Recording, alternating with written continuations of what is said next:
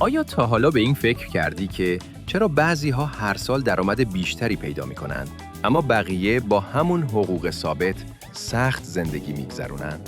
کیوساکی میگه اولین قدم در بالا بردن هوش مالی اینه که یاد بگیری چطور درآمدت رو افزایش بدی.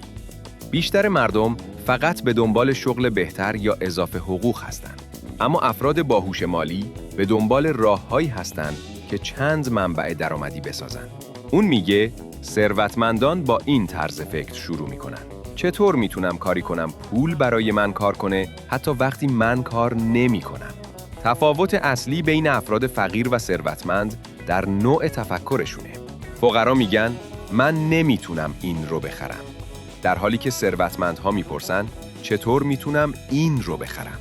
همین یک تغییر ذهنی مسیر مالی تو رو عوض میکنه.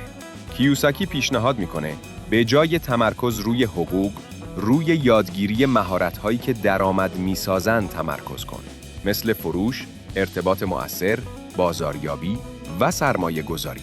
او باور داره که هر مهارتی که یاد میگیری در واقع داری یک خط درآمد جدید برای آیندت ایجاد میکنی.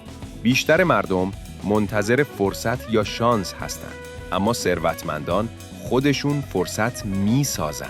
اونها به جای گفتن من پول ندارم میپرسن چطور میتونم این پول رو به دست بیارم؟ در دنیای امروز اینترنت و اقتصاد دیجیتال فرصت‌های بی‌نظیری برای ساختن درآمد غیرفعال ایجاد کرده. سرمایه گذاری، تولید محتوا، آموزش آنلاین یا حتی راه‌اندازی کسب و کار کوچک، همه میتونن نقطه شروع باشن.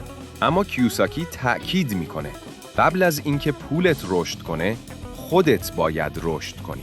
اگر ذهن تو هنوز طرز فکر کارمندی داره، حتی با درآمد بیشتر هم آزادی مالی پیدا نخواهی کرد. پس اولین گام واقعی در افزایش هوش مالی اینه که یاد بگیری چطور ظرفیت فکری، مهارتی و ذهنی خودت رو برای تولید درآمد بیشتر بالا ببری. چون در نهایت مهم نیست چقدر پول در میاری. مهم اینه که چقدر توانایی خلق پول داری. اگر از این ویدیو لذت بردی، یادت نره لایک کنی و چنل ما رو سابسکرایب کنی تا در قسمت بعدی با محافظت از پول، دومین گام از هوش مالی رابرت کیوساکی همراهت باشیم.